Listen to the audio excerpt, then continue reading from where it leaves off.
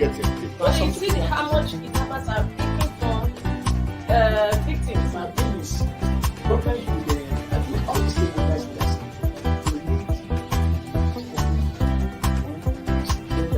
get that, and I think we get that.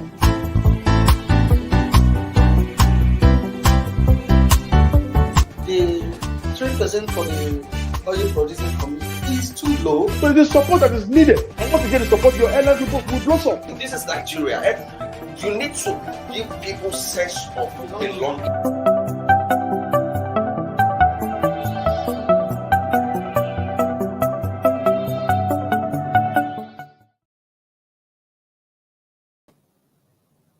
Good morning. Welcome to midweek edition of Inside Nigeria on Leadership Television this Wednesday.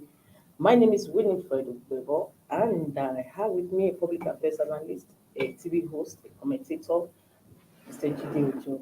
Mr. Jide Ojo, it's always a pleasure to have you on the program. Thanks for having me, Winifred. It's been a while. It's been a while. Welcome. Happy New Month. Yes. So on this program, we are going to be discussing some major news headlines on some national papers, including Nigeria's most influential newspaper, Leadership, its sister publication, National Economy, The Blueprint, and New Telegraph. Let's flag up with Leadership. Let's see what Leadership has for its headline this morning. Constitution review. President, governors may go to jail for rejecting legislative summons. Constitution review. President, governors may go to jail for rejecting legislative summons. NAS passes bill. Rejects special seats for women. Votes against moving VAT to exclusive list. Approves financial autonomy for state legislation, judiciary, local governments. Reject pension for presiding officers of legislature. Diaspora voting. Mayoral seats for Abuja.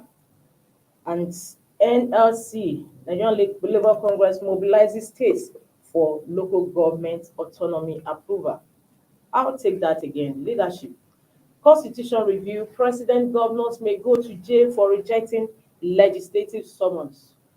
NAS passes bill. Rejects special seats for women. Votes against moving VAT to exclusive list. Approves financial autonomy for state legislature, judiciary, local governments. Reject pension for presiding officers of legislature, diaspora voting, mayoral seats for Abuja. NLC mobilizes states for local government autonomy approval.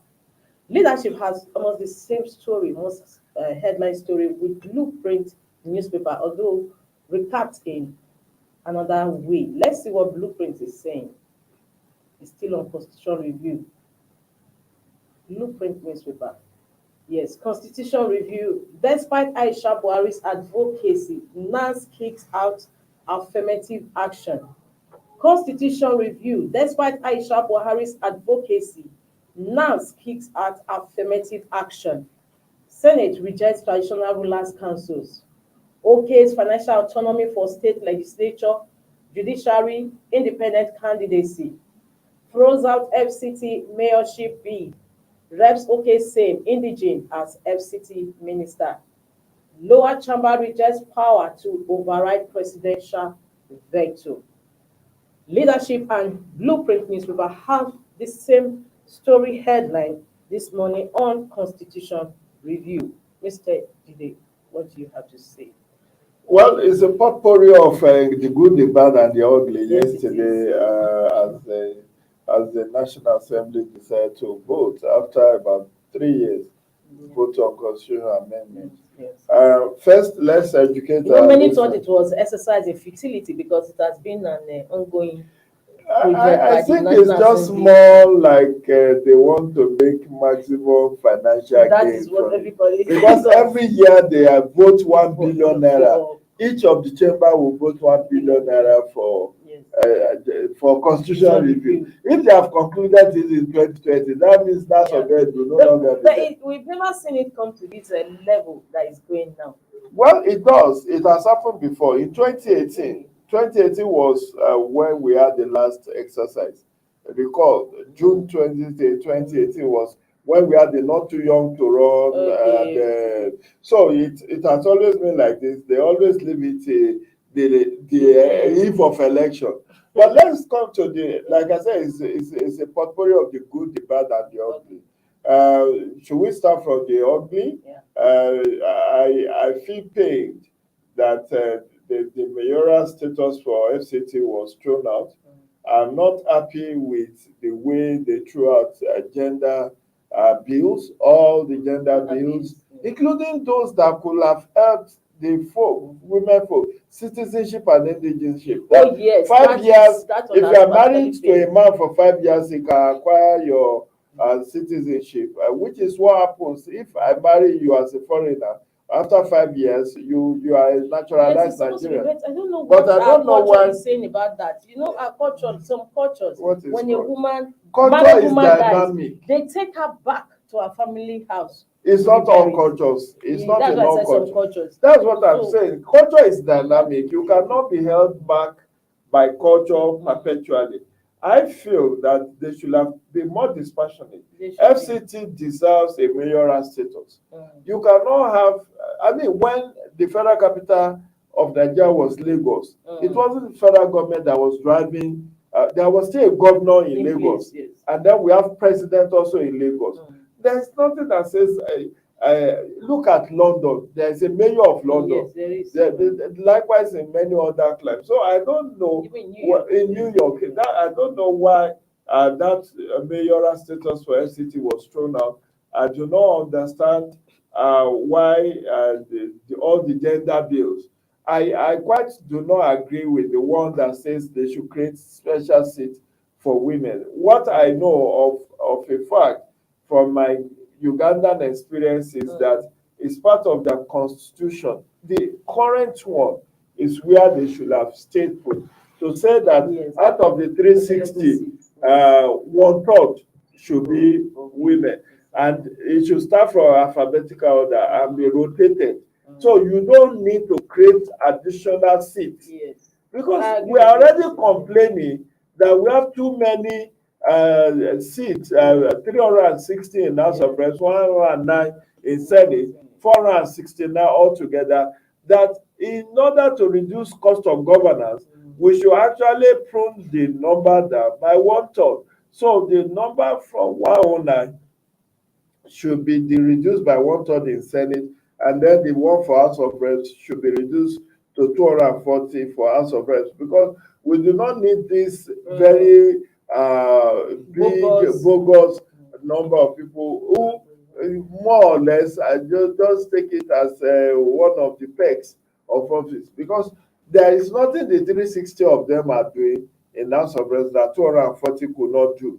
There is nothing the 109 senators could do that if we reduce the number to 2 senators per state could not do. After all, in US, where we copy this system from, each of the 50 states in US are represented by only 2 senators. 2 senators. So the US has only 100 senators representing the 50 states. So there is nothing that says we cannot have Delta, North, Delta, South.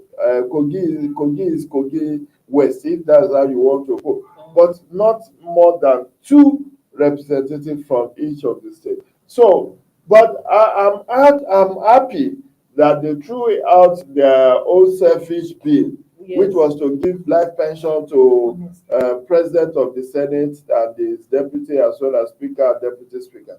That's self-serving. Even the issue of immunity for them is self-serving. They do not have executive power, and they should not give themselves that kind of immunity. There has not been any issue around witch hunting and all of that. But I know one that has failed or dead on arrival. The one that is dead on arrival amongst this lot is the one that says the leadership. Can we see leadership? Okay, the one that says you will go to jail. The president or governor will go to jail for rejecting legislative summons. That one will not fly. It will be killed once it gets to the state. Because you cannot be saying that because the president refused legislative summons, it should be sent to jail. Where is that not?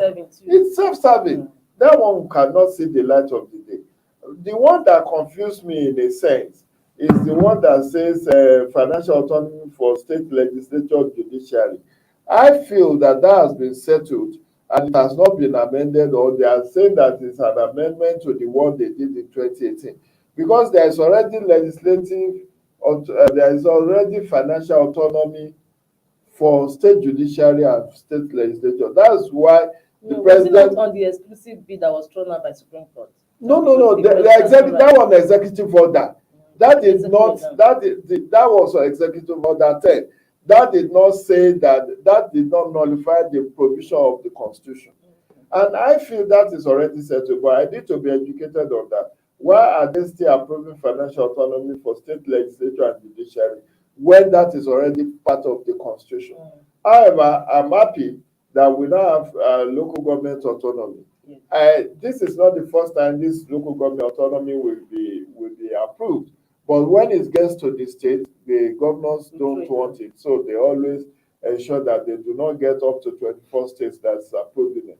The one that also is heartwarming for me is the reduction of the items on the exclusive legislative list to the concurrent legislative list. Oh, yes. Electricity, yes. Railway, airport, even prison, and then 2 or 3 others, about 6 or 7. I'm happy about that, because we cannot hold on. Why should railway be under federal government? Why should prison be under federal government? Why should electricity be under federal government? This is how they killed the initiative of Bola Ahmed Tinubu that wanted to do PPP, the power generation. But because it's under exclusive list, all the power you generate have to be given to federal government to distribute and transmit. So I feel that is part of restructuring. Yes, it is. That we are moving. There is devolution of power now, yes, from some of the 68 items on the exclusive legislative list. We now have some of them being moved to a concurrent list, and I'm happy with the VAT. That was a thumbs up. And yes, there's something playing out here. Before this constitution amendment began, the FRS has gone to court. No, before that, he wrote a letter to the National Assembly to move it to exclusive list. Yes, and the governor of Rivers State got wind of it, and I know that. I'm aware. So I'm aware, and I'm happy that they rejected that, because in the spirit of federalism, we are saying that there are too many things on the exclusive that was list. A strange one. You now want to move VAT to exclusive list. No, let it remain on the concurrent legislative list.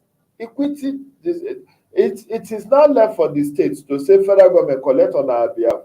But what I feel is missing is equitable distribution of whatever is generated under value-added tax.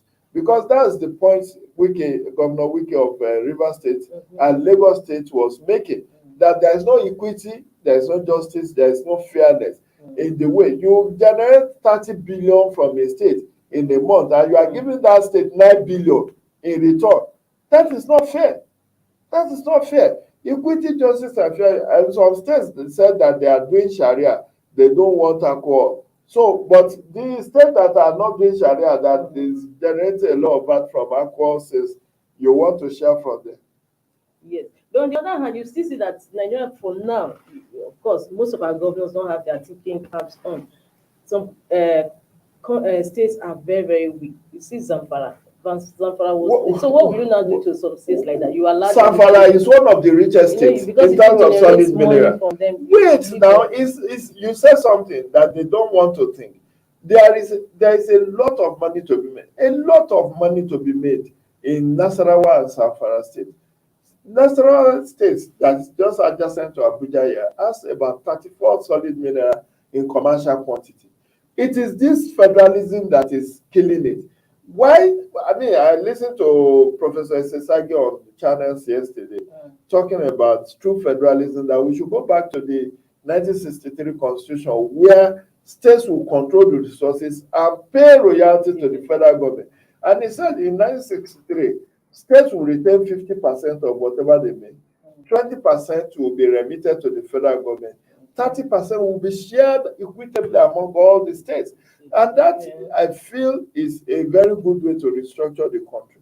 Because if that happens, all these northern states that are living on handout from VAT and all of that can be self-sufficient.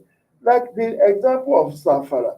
Zamfara has gold, Zamfara has lead, Zamfara has several other mineral resources. Nasarawa has 34 in commercial quantity, but they are under the control of federal government. They cannot exploit it. Meanwhile, criminals in the name of artisanal miners are exploring and are making millions out of it. So, they are not just making millions out of it, they are despoiling the environment. Yes. I don't know if you have ever traveled to Jos by road. There are some communities between Nasarawa and Plateau states where you see this artisanal miner digging everywhere. Oh, yes. And when there is no more minerals there, they leave it the way it is, despoiling the environment.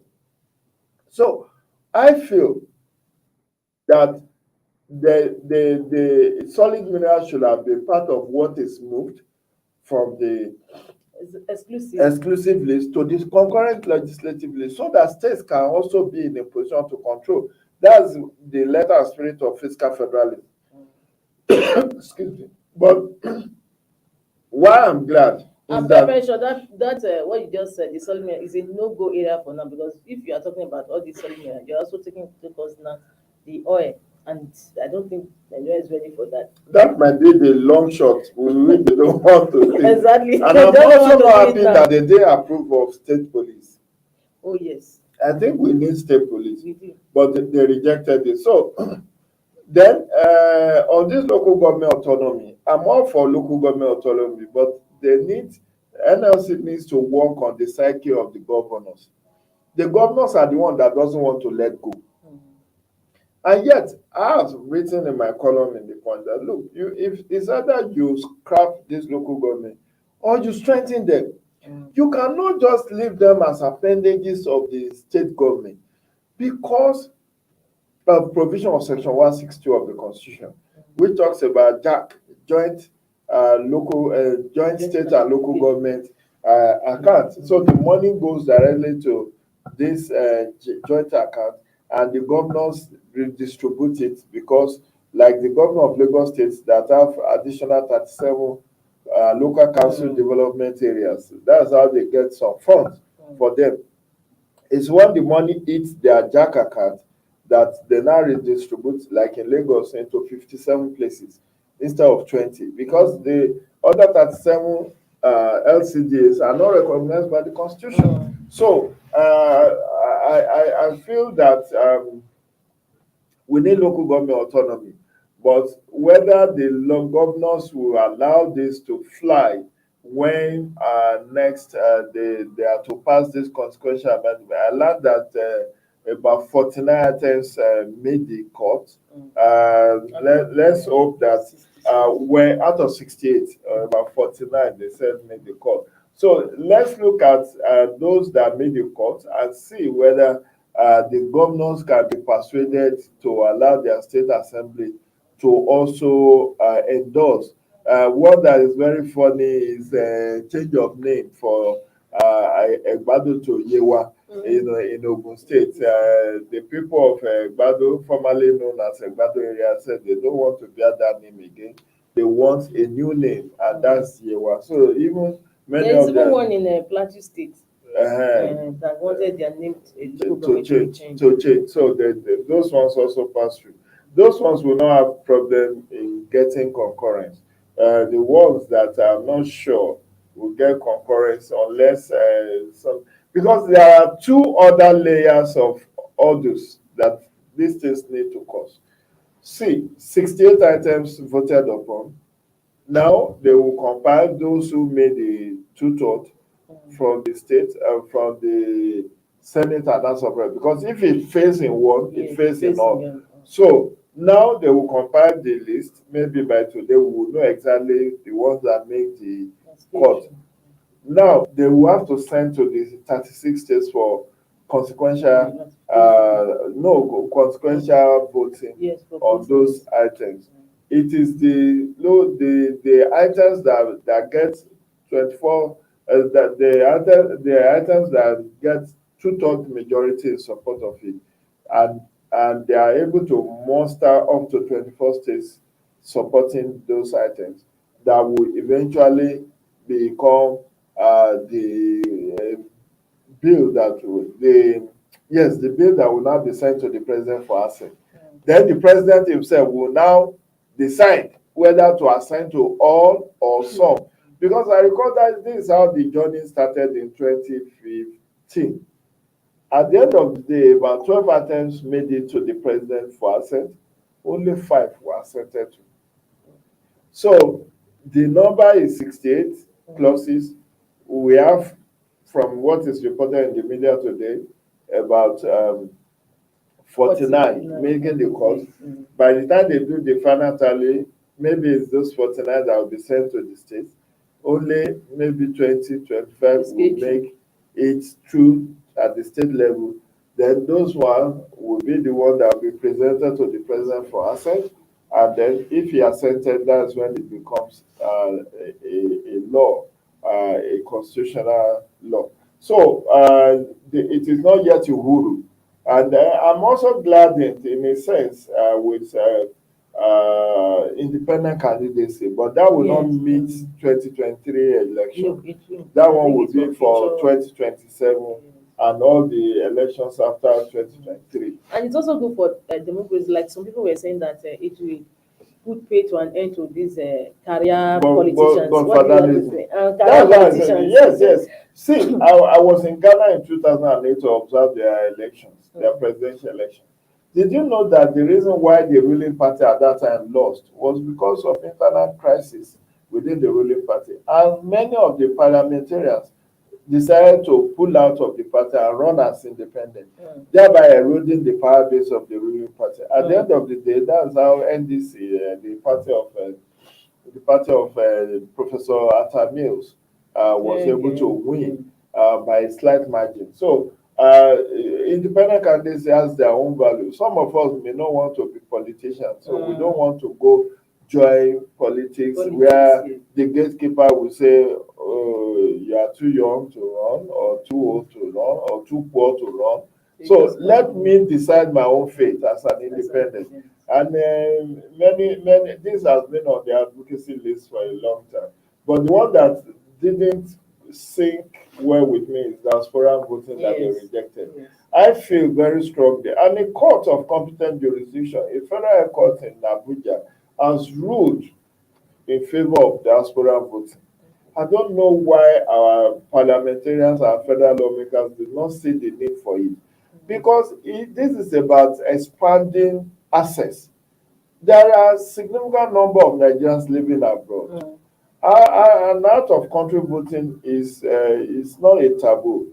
In fact, Niger Republic, which is our neighboring country, has provision for out-of-country voting or diaspora voting. Look at the millions of Nigerians in diaspora.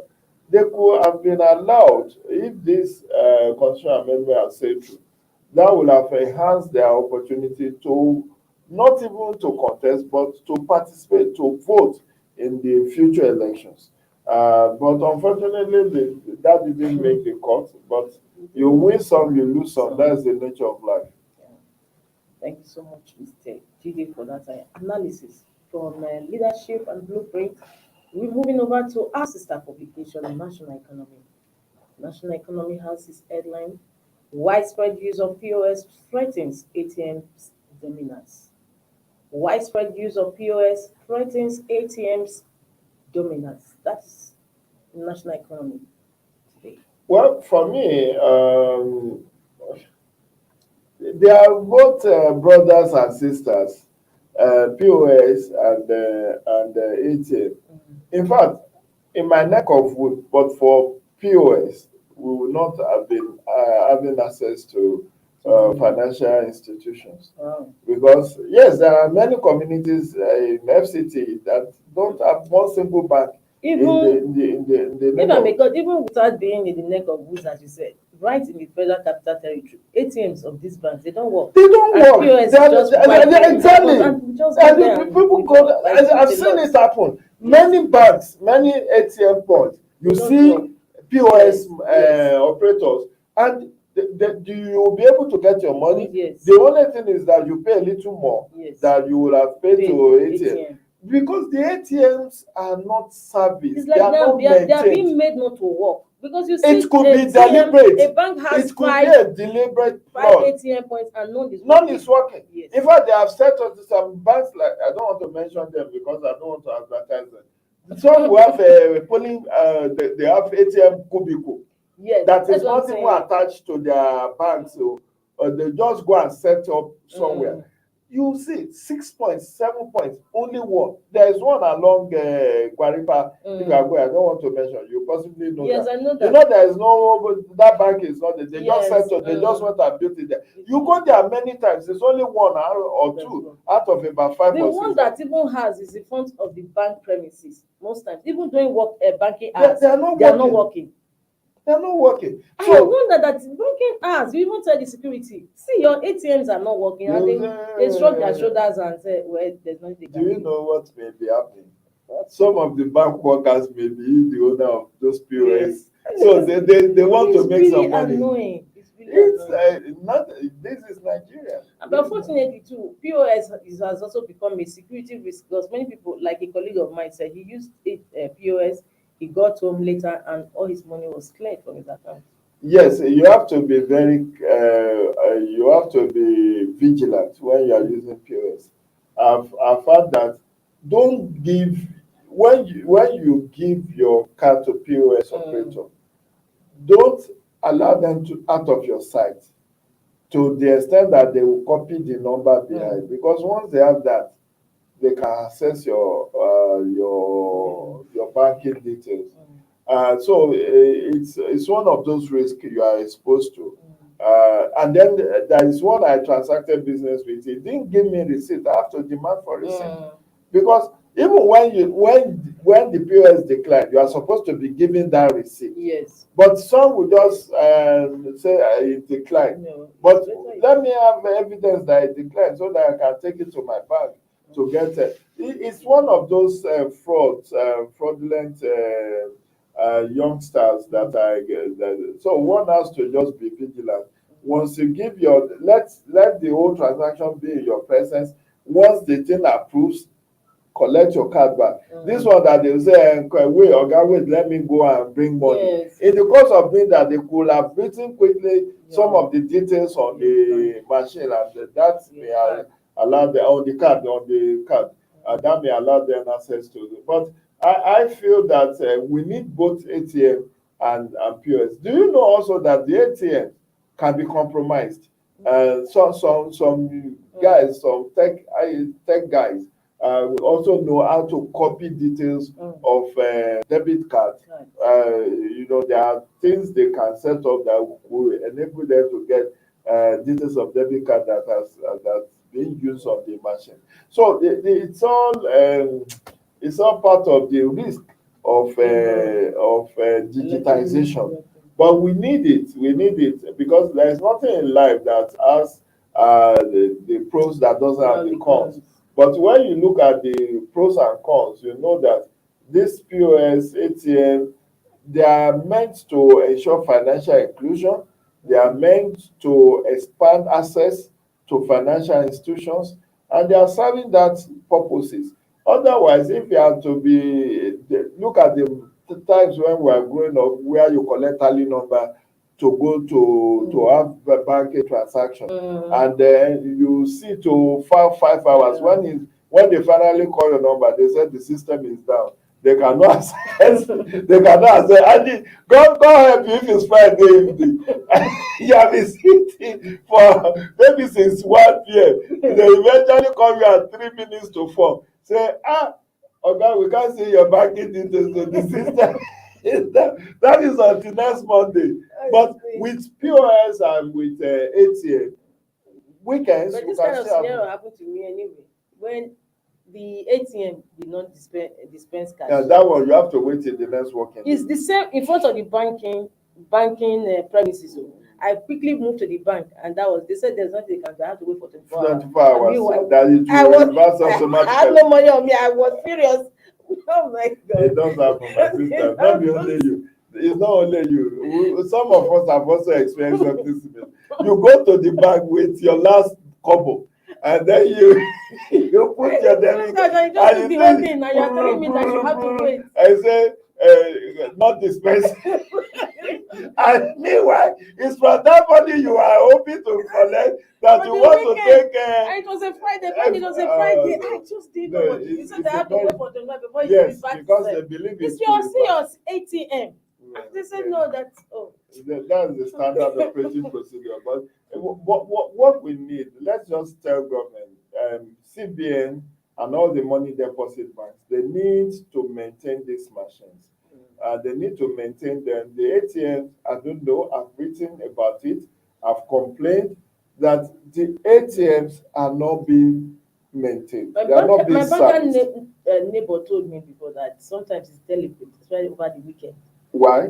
Yeah, she's a banker. I don't want to mention No, why did that they do it, that they don't load ATMs. That most times where they just want their account to balance. Particularly if it's moving from one month to another, so like people to withdraw. It's happened to me. I went to transfer for me.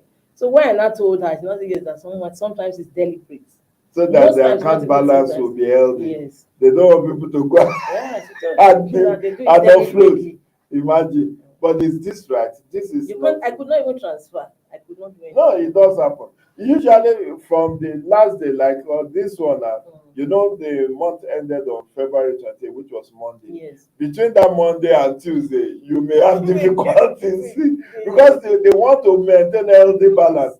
So they will not be, the thing will just be rolling like, even with, I don't know the word. Did you also experience this hardship with telecoms in recent past? Yes. I don't know. Yes. I have three different. I'm subscribed to 3 different internet subscribers, but Monday, Tuesday, it was hellish. And you know, that is the problem we have to chipping. We are talking about service delivery. It's so watery, and I wonder what is our regulatory agencies actually doing. Oh, the For instance, I went to use bleach. I almost used half of bleach, one of the bleach now agents, just to remove a stain. I mean, is water done? It's not that we are paying more. Yes, for lack. For even electricity, the same thing. So you know they keep increasing electricity bill. I don't know if you've noticed. Do you buy? I buy. You notice that the units have reduced for the same amount. Because surreptitiously they have increased. Yes, they don't want to make it a media. Surreptitiously they have increased. Is NSC aware? We are paying more for less now. You see, NSC, we are trying. We're going on a break now. When we come back, we'll have the last paper on our menu. Please don't go away.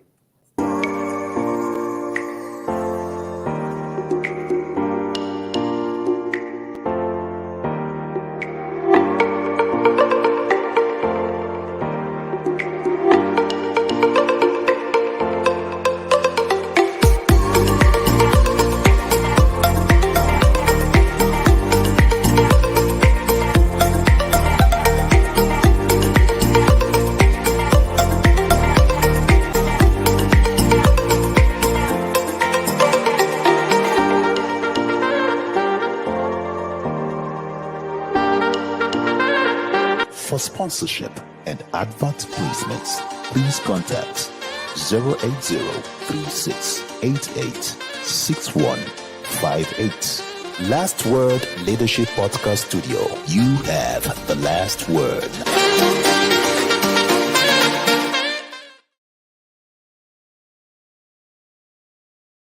Inside Nigeria, keeping you informed on what matters.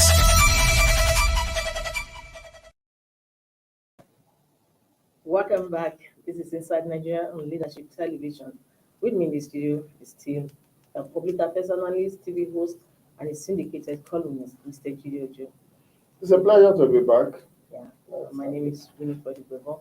We are taking you on the last paper for review this morning, and that is New Telegraph. New Telegraph says APC, still on APC national chair. Buhari meets APC governors, insists on Adamu. APC national chair. Buhari meets APC governors, insists on Adamu. CECPC chair Buni, 10 other governors absent at the meeting. Southeast lobbies for national secretary slot. March 26 convention date sacrosanct party governors. APC national chair Buhari meets APC governors, insist on Adamu. Well, I don't know why Adamu is the one that is chairing the reconciliation committee. Abdullah Adamu, former governor of Nasarawa State. And now is the one that they are trying to build consensus around to be the next chairman of the party. Initially, the news has it that it's Senator Sani Musa from Niger State. But it seems the odds are now in favor of... the governors were insisting on Sani Musa. But that's what Buhari is saying, that he wants Abdullah Adam. And our governor, former governor Sass, is also in the race. I've seen his billboard. It seems he's not in contention. Alimadu Sherif. Okay, and we also have he has one of the too. biggest. He has one of the biggest billboards. If you are coming from the airport, you see almost. And we also have Amakura too. It seems like they are not. But people are saying that Adamu is too old, 75. Now, won't it pitch the governors against Buhari? Now that Buhari is insisting on that Adamu, why the governors had the consensus in form of Senator Sani Musa? I don't know. The point is, why are our political parties, why are they afraid of elections? That's the issue. The more the merrier. These people buy form now.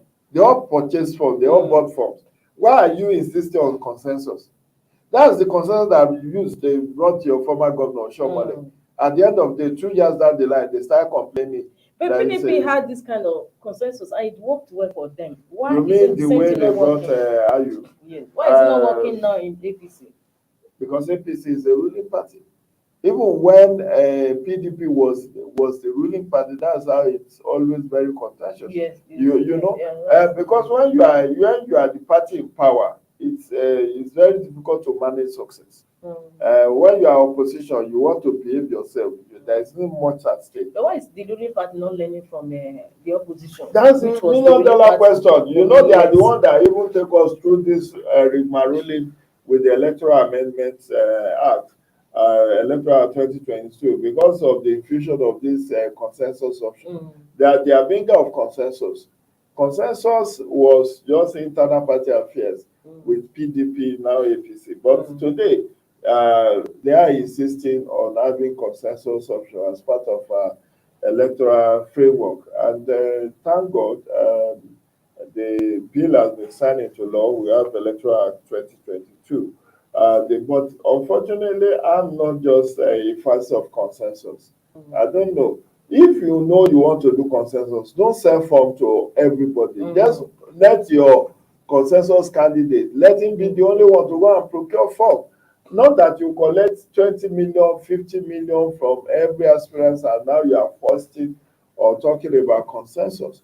That should have been decided before you allow people to go and buy form. Because I keep saying, maybe because of my own very low economic status, I don't know how I will forgo 22.5 million as an aspirant when you won't even allow me to contest. And you are not refunding my money. Because money for nomination form is non-refundable. So, although I do know, I'm a student of politics, I do know that in such instances, behind the scene, the consensus candidate is made to offset the cost of all other aspirants as a precondition for them to support you. Sure, you understand, but it's not in the law books. And the party will have reaped bountifully because all the monies will have gone to the party account and it will not be refunded to them. It will not be the burden on whoever is the consensus candidate to go and settle his co-aspirant. And that puts everybody on him financially. And that's why you see a lot of corruption when people get into office. So for me, I feel that Buhari should not have insisted on consensus chairman for APC. They should just have allowed all those who have signified their interest to campaign and be on the ballot for March 26th. And then the other issue is about the sacrosanct nature of March 26th. I'm surprised. That's what I wanted to ask you. How feasible is that March 26th convention date? Because if you see the first rider, they said the CEC PC chair, that is Buni, 10 other governors absent at the meeting. So the Buhari's decision is already polarizing him against the other governors. So we do not know the how reason why sacrosanct now? those other governors are absent. What do you say? What I learned is that a group within APC wants the convention and the party primaries to hold simultaneously. Okay. Whereas another group believes it should be held separately. And I think it stands reason that this should be held separately. The CECPC was meant to just be a stopgap for 6 months. Yes. That's what the constitution of the party said. You are supposed to be there for 6 months. You have been there for 2 years. It doesn't look good. More so, a serving governor, not even a former governor, a serving governor having to be the one driving. So the man is just governing Yobe by telephone, by Zoom, and by Skype, and all of that. Because it's more in Abuja than being in Yobe. And I think he was elected to be on ground in Yobe. Yobe is one of the states ravaged by insurgency after Borno and Adamawa. So why is it that something that should have been expeditiously done in 6 months has dragged on for 2 years? And now we are still talking about whether the day is sacrosanct or not. Meanwhile, they have shifted it 3 times already. They shifted it from December to February 5, from February 5 to February 26, from February 26 to March 26. Now they are still saying some people want the date to be shifted. And all primaries, party primaries are to be held between April and June. So, and from what we learned from their meeting of the governors, there are 22 governors in APC. What we learned is that they have agreed to swap positions between North and South, which is indicative of the fact that their presidential candidate will likely be from the South. Do you understand that all the positions currently held by the North in APC will now go to the South?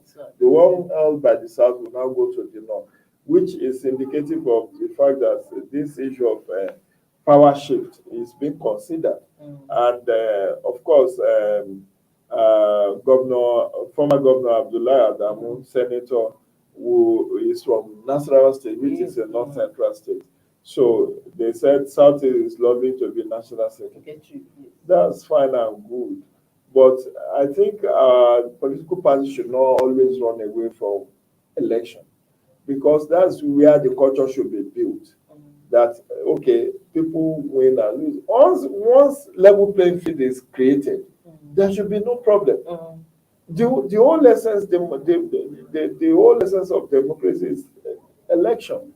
So situations where you are just silencing every opposition and having an anointed candidate, which is what is working in Akwa Ibom State now. Akwa Ibom governor has already anointed his successor. You know, and that is causing a lot of ruffling of feathers in Akwa Ibom, which is a PDP state anyway. So I think the president should have allowed the election to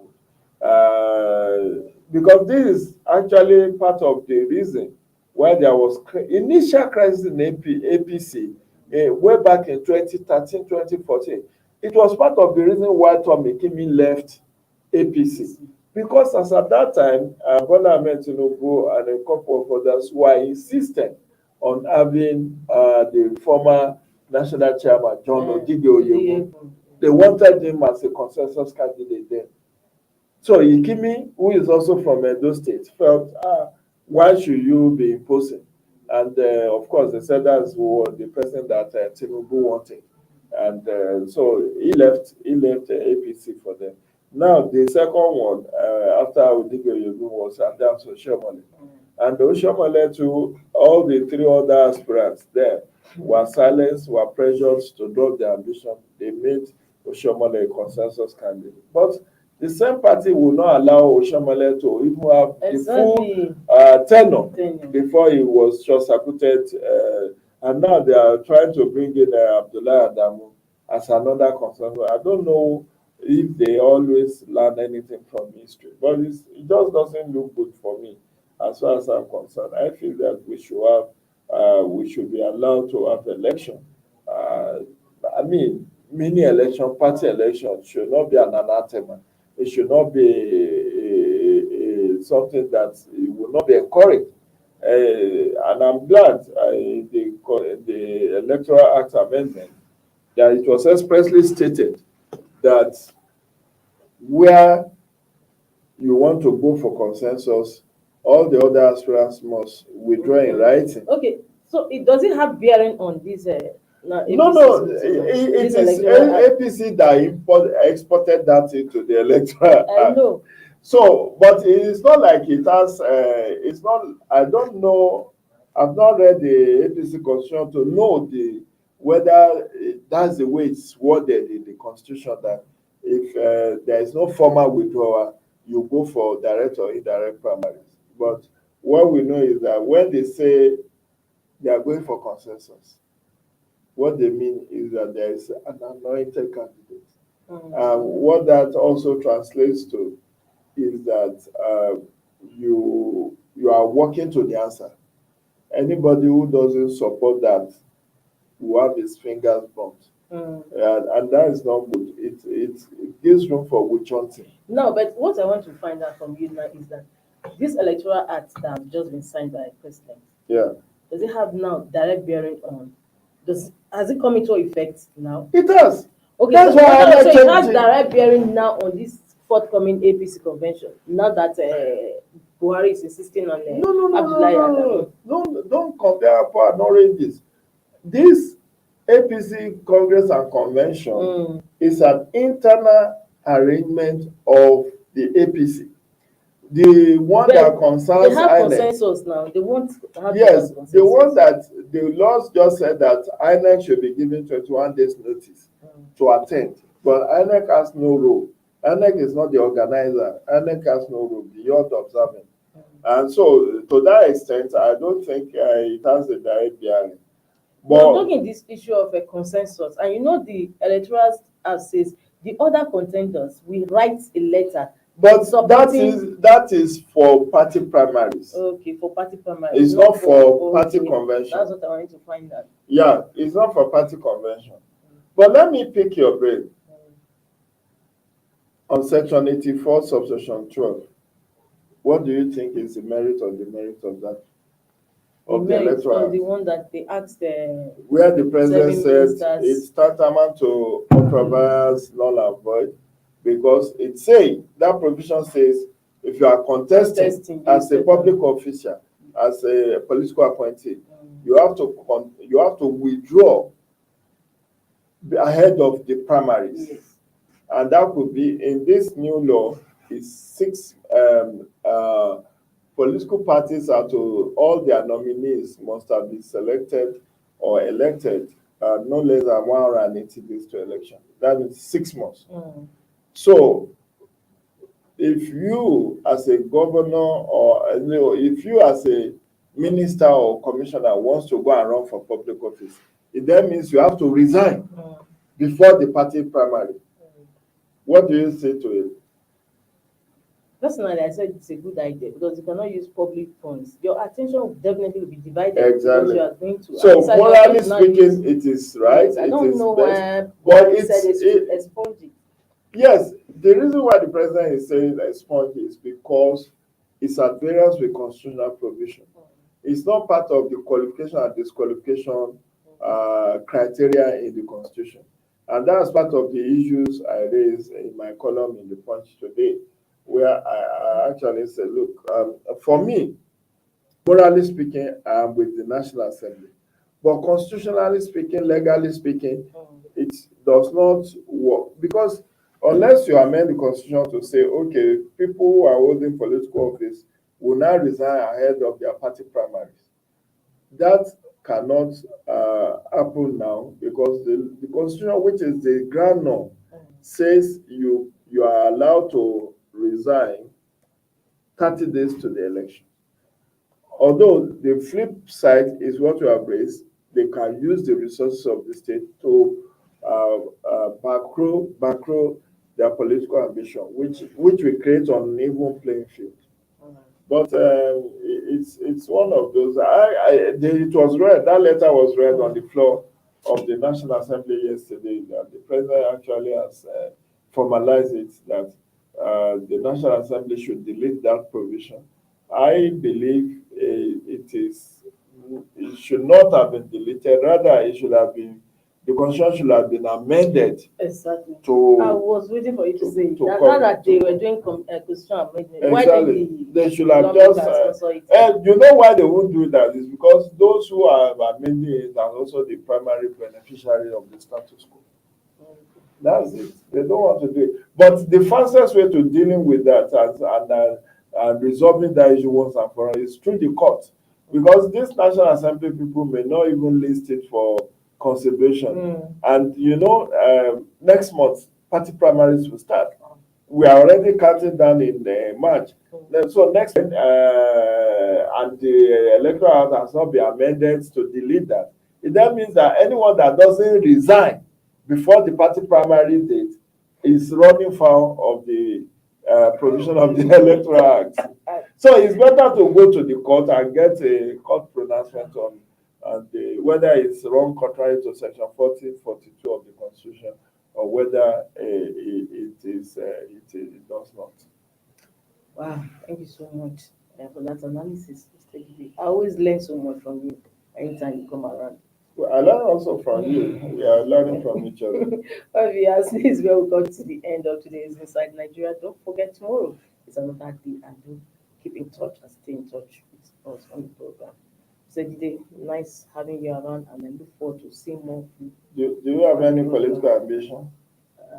Not really. You just want to be the wife of the governor. It's okay. It's your legitimate right. But let's hope. I mean, one thing I have said time and again is we should not be under any illusion that only INEC will guarantee credible election. It's a multi-stakeholder project. Yeah, the media, civil society, the security agencies, the judiciary, all of us must play our respective role. Otherwise, it will be same of same in 2020. We can do it because we saw what happened in Edo State. Yeah, it's doable. We can do it. We should do it. So bye-bye. Have a great day. Enjoy the rest of your day. Thank you for watching. For sponsorship and advert placements, please contact 080-3688-6158.